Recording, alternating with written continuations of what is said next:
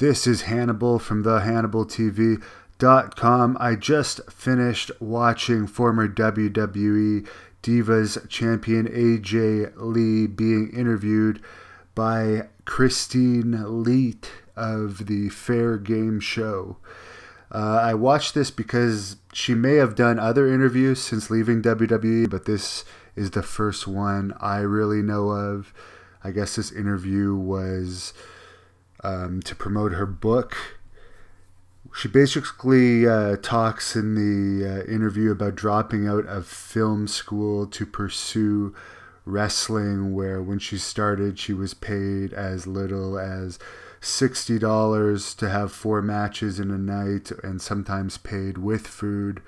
I'm not sure exactly how long she did that for before getting signed, because she also discusses in this interview the tryout that she was at, that she was signed from, which actually coincidentally was the same tryout that I was signed from. She says that it was $1,500 to get in, which she had to save up for 6 months to a year.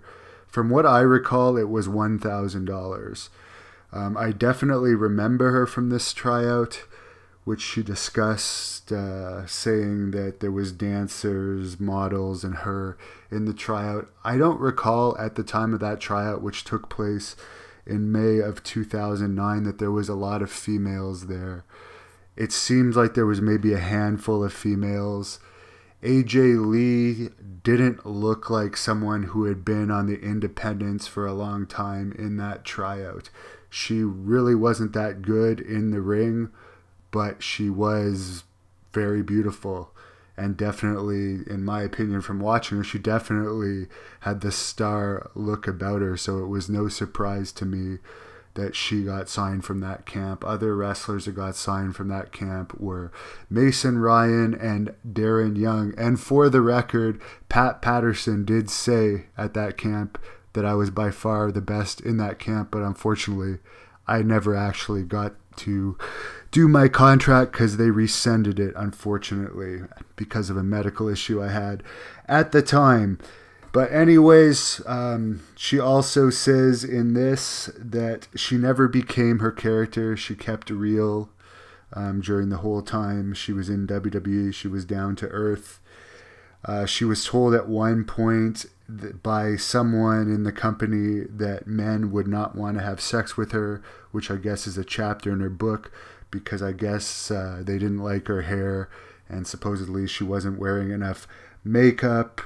Eventually, as she got more power in the company, I guess she was able to go back to basics for a while, but I guess she did dye her hair and actually cried after being told that.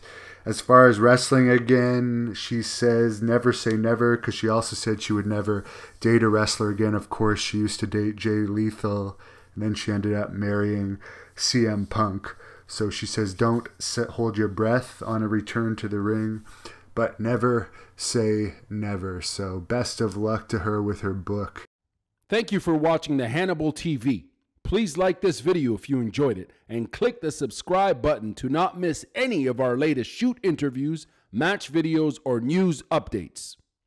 Support us on patreon.com for $1.99 a month to watch our full shoot interviews ad-free and help our channel grow. Follow us on Twitter at the Hannibal TV for instant updates.